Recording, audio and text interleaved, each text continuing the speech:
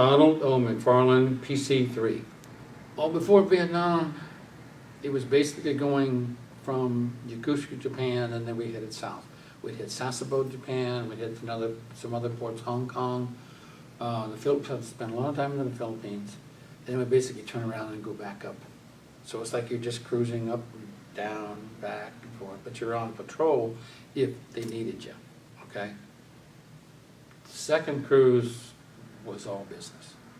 I mean, you went right to the line. In fact, we were out there, and this is crazy, I don't know if Willie remembers, but we were out on the line for 3 months. That's 90 days of nothing but hell.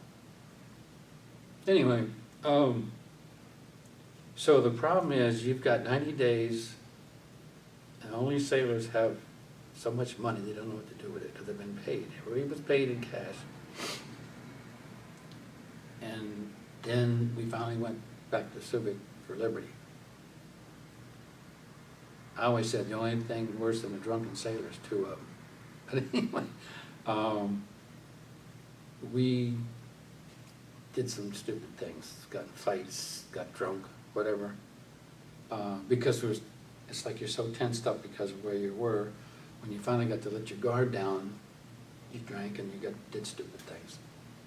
And there was a ship that was moored in front of us, and that's why they have your name on your uniform. It got so bad that we kept fighting everybody on the pier or whatever because we were so stupid. I mean, we were just kids. So the old man really got pissed. Anyway, he says, and anyway, they had the MPs and they were out there, and they were so drunk that they were looking at your ship to make sure you got to the right ship. Because they'd fight over anything. I don't care what it was.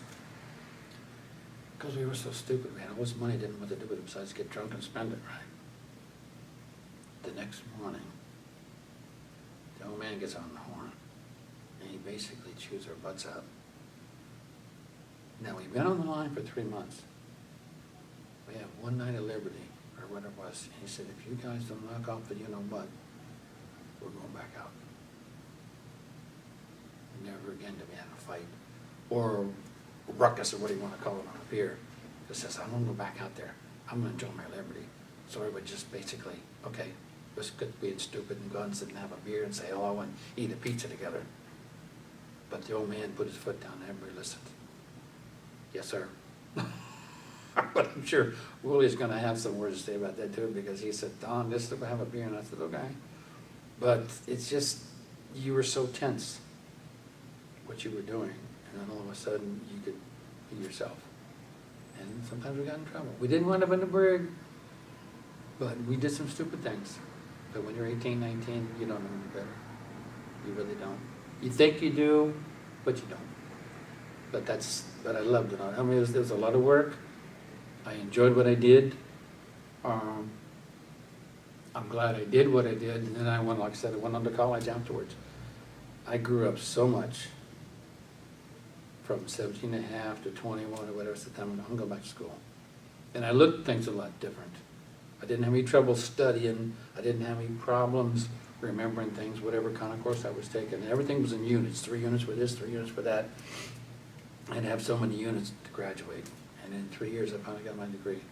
So thanks to the Navy of what I did when I got out, I grew up and did what I thought was best, and I did. And it's helped me all my life. Whether I'm smarter than you or it doesn't make any difference, but it was a challenge. It's not like you had to bake cookies or something. You had a job to do, and we did it. I think we did it very well. With Willie's help and everybody else, we kept the morale up, and that kept everything going smooth, which is the big thing when you're over there. Because nobody wants to be gone for 6 months. Nobody. It's very, well, it's in your brain. You don't want to do it, but you got to do it. And you try to do the best you can. And that's a lot of time to be away from your parents and your mother, your wife, your sister, or whoever it is, and still keep a positive thought about it, you know. And if Mel had something to do with it, I'm glad I was there.